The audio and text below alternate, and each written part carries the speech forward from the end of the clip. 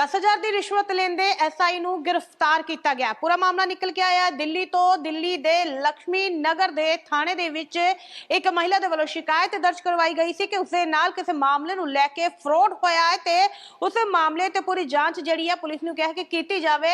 ਪਰ ਉੱਥੇ ਥਾਣੇ ਦੇ ਐਸਆਈ ਦੇ ਵੱਲੋਂ ਇਹ ਕਿਹਾ ਗਿਆ ਕਿ ਰਿਸ਼ਵਤ ਉਹਨਾਂ ਦੇ ਕੋਲੋਂ ਮੰਗੀ ਗਈ ਆ, 20,000 ਰਿਸ਼ਵਤ ਦੇ ਵਿੱਚ ਮੰਗੇ ਗਏ ਆ। ਤਾਂ ਉਸ ਮਹਿਲਾ ਦੇ ਵੱਲੋਂ ਜਦੋਂ ਮਨਾ ਕੀਤਾ ਗਿਆ ਤਾਂ ਫਿਰ ਮਨਾ ਕਰਦੇ ਉਸ महिला ने विजिलेंस ਨੂੰ शिकायत दर्ज करवाई ਤੇ इस पुलिस वाले ਨੂੰ 10,000 रिश्वत देने ਦਾ ਕਿਹਾ। ਤੇ ਜਦੋਂ विजिलेंस ਨੂੰ शिकायत दर्ज करवाई तो पुलिस ਨੂੰ 10,000 देन आए तो विजिलेंस ने उसਨੂੰ रंगे हथी काबू कर लिया। 10,000 ਦੀ ਰਿਸ਼ਵਤ ਲੈਂਦੇ ਮਹਿਲਾ ਦਾ ਕਹਿਣਾ ਕਿ ਉਸਦੇ ਨਾਲ ਬੰਗਲਾਦੇਸ਼ ਦੇ ਵਿੱਚ ਕਿਸੇ ਮਾਮਲੇ ਲੈ ਕੇ ਫਰਾਡ ਹੋ ਗਿਆ ਸੀਗਾ ਤੇ ਉਸਦੇ ਵਿੱਚ 32,000 ਜਿਹੜੇ ਆ ਉਸਦੇ ਜਿਹੜੇ ਆ नुकसान हो गया सी। 32,000 का उसका नुकसान हो गया सी, जिस तो बाद उसने दिल्ली दे लक्ष्मी नगर थाने दे विच पुलिस नूं शिकायत दर्ज करवाई है ते पुलिस दे वल्लों मामला दर्ज करन ते पूरी जांच करन ते रिश्वत मंगी है। 20,000 दी रिश्वत जिहड़ी आ शिकायतकर्ता तो मंगी गई है ते फिर उस शिकायतकर्ता ने इस पुलिस वाले नूं ना करते हुए 10,000 रुपए दिते आ ते 10,000 रुपए रंगे हथी फड़े गए आ। विजिलेंस दे वल्लों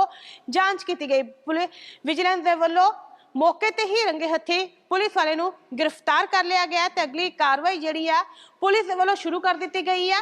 महिला दा यह कहना है कि उसने जागरूक नागरिक दे होण ते अपना यह फर्ज निभाया अते पुलिस नूं विजिलेंस ਨੂੰ शिकायत की ਅਤੇ ਰਿਸ਼ਵਤ ਮੰਗਣ ਵਾਲੇ ਪੁਲਿਸ ਕਰਤਾ ਨੂੰ ਜਿਹੜਾ ਗ੍ਰਿਫਤਾਰ ਕਰਾਇਆ ਤੇ ਹੋਰ ਉਹਨਾਂ ਦੇ ਵੱਲੋਂ ਕੀ ਕਿਹਾ ਗਿਆ ਜਾਣਕਾਰੀ ਜਿਹੜੀ ਹੈ ਪੂਰੀ ਸ਼ਿਕਾਇਤਕਰਤਾ ਦੇ ਵੱਲੋਂ ਦਿੱਤੀ ਗਈ ਕਿ ਕਿਵੇਂ ਦਾ ਮਾਮਲਾ ਹੋਇਆ, ਕੀ ਉਹਨਾਂ ਨਾਲ ਪਹਿਲਾਂ ਹੋਇਆ ਸੀ ਤੇ ਬਾਅਦ ਦੇ ਵਿੱਚ ਪੁਲਿਸ ਨੂੰ ਸ਼ਿਕਾਇਤ ਦਰਜ ਕਰਵਾਈ ਤੇ ਐਸਆਈ ਦੇ ਵੱਲੋਂ ਕੀ ਕਿਹਾ ਗਿਆ, ਕਿੰਨੇ ਦੀ ਰਿਸ਼ਵਤ ਮੰਗੀ ਸੀ ਤੇ ਕਿਵੇਂ ਉਸ ਨੂੰ ਗ੍ਰਿਫਤਾਰ ਜਿਹੜਾ ਇਹ ਕੀਤਾ ਗਿਆ। ਪੂਰੀ ਜਾਣਕਾਰੀ ਆ ਉਹ ਵੀ ਤੁਸੀਂ ਸੁਣ ਲਓ। मीनाक्षी जी क्या कुछ मामला था?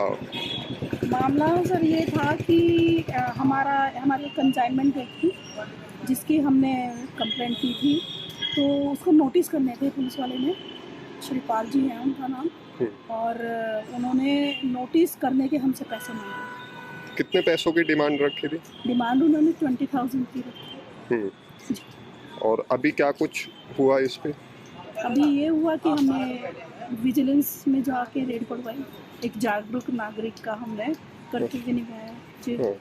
और अभी डीसीपी भी आ रखी है यहाँ पे, क्या कुछ चल रहा है अंदर?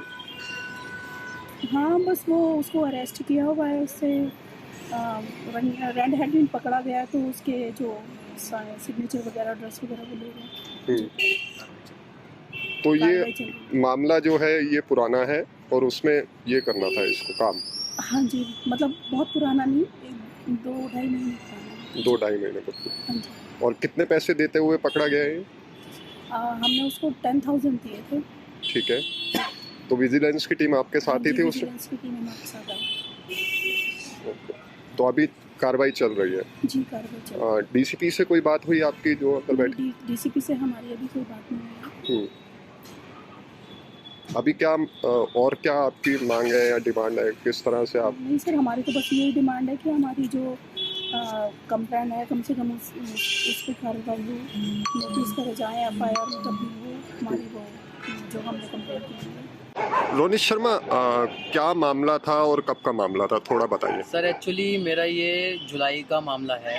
मेरी एक एलसी आई थी 13 जून को, वो इशू हुई थी मेरी एलसी बांग्लादेश से।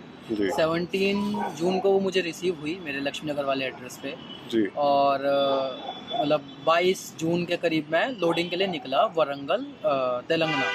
ओके, तो मुझे मेरी जो एलसी करवाई थी ये करवाई थी ब्रोकर्स ने, ब्रोकर्स दलाल वो अकबर वगैरह ये सब ने करवाई थी।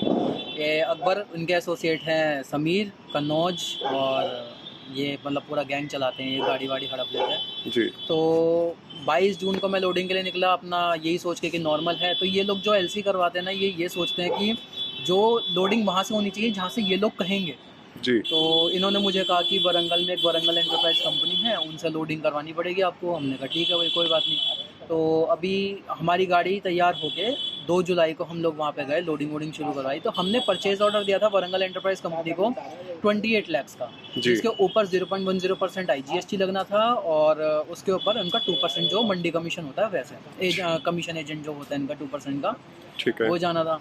तो सब नॉर्मल था। इन्होंने पेमेंट मांगी, हमने 28 लाख इन्हें ट्रांसफ़र भी कर दिया। और उसके बाद जब गाड़ी छूटनी थी, गाड़ी छूटने के बाद हमें इनके 56,000 और IGST पे करना था बिल के बाद। ठीक है। तो बिलिंग के वक्त जब गाड़ी वाड़ी सब बनी, इन लोगों ने अकबर के साथ, अब इन्हीं के जानने वाले थे तो इन्हीं के में चलेंगे, इन्होंने गाड़ी बनने का हमारी गाड़ी कहीं छुपा दी और कहने लगा, और इन्होंने हमें टैक्स इनवॉइस जो पकड़ाया वो पकड़ाया 32,70,000 का। 32,70,000। हमने कहा भाई ये तो गलत है। हम लड़े भी, हम पुलिस स्टेशन भी गए। पुलिस स्टेशन में लैंग्वेज प्रॉब्लम की वजह से उन्हें समझ नहीं आया और हमें उनकी लैंग्वेज समझ नहीं आई। तो अल्टीमेटली हमें प्रेशराइज होकर उन्हें एक्स्ट्रा पैसे देने पड़े, 4,70,000 जो भी हमने एक्स्ट्रा पैसे दिए। एक्चुअली कुछ माल इन्होंने कम भी भरा था, तो हमने 4,43,000 दिए थे उस हिसाब से पुलिस के साथ बातचीत करके जी। तो हमने कहा था देखो एक्सटॉर्ट कर रहे हो, ठीक नहीं कर रहे। तो इन्होंने कहा ठीक है जो भी होगा तुम अपने आप कर लेना, हमें इतने पैसे दो। ठीक है। हमने इन्हें इन टोटल 32,43,000 दिए, जिसमें एक्स्ट्रा थे गाड़ी भाड़ा 1,55,000 और 2,500 पर डे वेटिंग चार्ज। ठीक है। मेरी गाड़ी 10 जुलाई की रात को कह सकते हैं 11 जुलाई की मॉर्निंग में 2-2:30 बजे गोजाडंगा बॉर्डर वेस्ट बंगाल पहुंची। 11 जुलाई को एक CNF आता है आयुब अली नाम का, वो आके कहता है कि हम गाड़ी आज दोपहर में घुसा देंगे, जबकि ऐसा नहीं होता है। पहले स्लॉट बुकिंग होती है सुविधा पोर्टल से वेस्ट बंगाल के, और फिर गाड़ी एक्सपोर्ट होती है 24 आवर्स के बाद। मतलब जैसे अगर रात को 11:59 पे भी अगर होती है ना स्लॉट बुकिंग, तो अगले दिन एक्सपोर्ट कर सकते हैं। लेकिन अगर हम आज के ही टाइम में कर रहे हैं स्लॉट बुकिंग तो नहीं हो सकती आज एक्सपोर्ट। ठीक है। तो हमें शक गया कि भाई ये तो गाड़ी इलीगल तरीके से शायद अंदर डालेगा।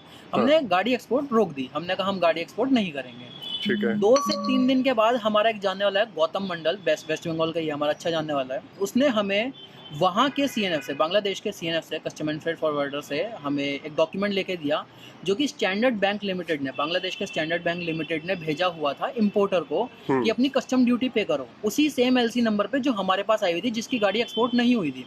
उस डॉक्यूमेंट के अंदर लिखा हुआ था कि गाड़ी ऑलरेडी एक्सपोर्ट हो गई है और आपके ओरिजिनल शिपिंग डॉक्यूमेंट्स अभी तक नहीं आए हैं, आप अपना ओरिजिनल शिपिंग डॉक्यूमेंट्स के साथ साथ कस्टम ड्यूटी पे करो। ठीक है। अब मुझे ये लगा कि भाई गाड़ी एक्सपोर्ट नहीं हुई और ये कस्टम ड्यूटी क्यों मांग रहे हैं, सेम LC नंबर है। तब मुझे समझ में आया कि इन लोगों का ऑलरेडी सारा फ्रॉड था।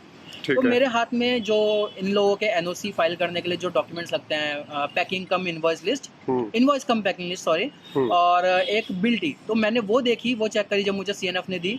तो मुझे पता चलता है कि अरफत गजी नाम के एक CNF ने, दूसरे CNF ने, इंडियन CNF ने वो फर्जी डॉक्यूमेंट्स बनाए, जिसमें समीर ने, जो अकबर का एसोसिएट है, उसने मेरे ऑथराइज सिग्नेटरी बन के साइन किए हुए थे। ठीक है। और ये करके इन्होंने सारा एक्सपोर्ट फ्रॉड कर रखा था। अगर वो गाड़ी घुस जाती अंदर इलीगल तरीके से, तो आज की तारीख में GST डिपार्टमेंट, मेरा खुद का बैंक और इंडियन गवर्नमेंट तीनों मेरे अगेंस्ट होते कि गाड़ी गई कहाँ, जिसका कोई सबूत मेरे पास नहीं होता और शायद आज मैं जेल में होता। अब इसी चीज़ की कंप्लेंट मैं कर रहा हूँ तो ये लोग मेरी बात नहीं सुन रहे। मैंने जब ये सब मेरे साथ होता है, एक 19 जुलाई को मैंने DCP में और CP कमिश्नरेट ऑफ पुलिस में ये सब मेल भेजी थी अपनी, तो उसका भी कोई रिप्लाई नहीं है आज तक भी। ये 420 की मेरी FIR ही दर्ज नहीं कर रहे हैं। और जो वरंगल एंटरप्राइज में जो 4,43,000 का एक्सटॉर्शन मेरे साथ हुआ था, मैंने उसकी भी कंप्लेंट दी, उसके ऊपर भी कोई एक्शन नहीं लिया गया। और आज की तारीख में जब ये सर मुझे इंक्वायरी के लिए बुलाते हैं, श्रीपाल सिंह सर मुझे जब इंक्वायरी के लिए बुलाते हैं, इन्होंने थर्सडे को बुलाया था मुझे, तो रात को ये कहते हैं कि ठीक है हम आपका काम करवा देंगे, नोटिस वोटिस भेजते हैं, उनको दिल्ली बुलाते हैं और उसके लिए लेकिन हमें कुछ खर्चा पानी लगेगा। तो उसके लिए इन्होंने मेरे से 20,000 डिमांड करे। ठीक है। तो मैंने सोचा कि मैं हायर लेवल पे बात करूंगा कि ऐसे कैसे ये वो मांग रहे, ब्राइब मांग रहे, तो गलत है। तो क्योंकि मैंने इन्हें बोला भी सर हम ऑलरेडी वहाँ से एक्सटॉर्ट होकर आए हैं, हम ऑलरेडी परेशान हैं, हमारा 20 लाख ऐसे इतना सारा लॉस गया, आप अभी ऐसे मत लो, अगर हमें ही इन फ्यूचर मिल जाता है हम अपनी खुशी से दे देंगे। इन्होंने कहा नहीं हमें भी तो गाड़ी चलाने के लिए कुछ तेल चलेगा ना, तो वो तो हमें चाहिए। तो मैं तब मुझे लगा कि मुझे एंटी करप्शन डिपार्टमेंट में जाना चाहिए।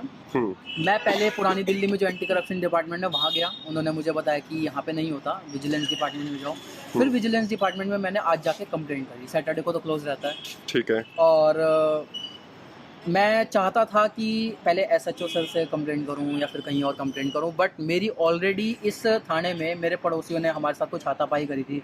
मेरी मदर के साथ कुछ हैरेसमेंट वगैरह, सेक्सुअल हैरेसमेंट, उस टाइप का जो टचिंग वगैरह होता है उस टाइप का करके निकल। ठीक है। आज आपने विजिलेंस के अंदर इसकी शिकायत करी, ऐसा ही जो है इनकी शिकायत करी, फिर विजिलेंस ने क्या कुछ करा, किस तरह से काम करा इसके ऊपर? सर उन्होंने काफ़ी अच्छे से ट्रीट किया और उन्होंने काफ़ी क्विक एक्शन लिया। आज हाँ। उन्होंने मुझे कहा था कि तुम जाओ और मतलब जो भी इनका प्रोसीजर रहता है, हाँ। और अब वो अरेस्ट हैं और अब मैं थोड़ा सेफ फील कर रहा हूँ और मुझे लगता है कि मेरी कंप्लेंट पे कुछ एक्शन होगा।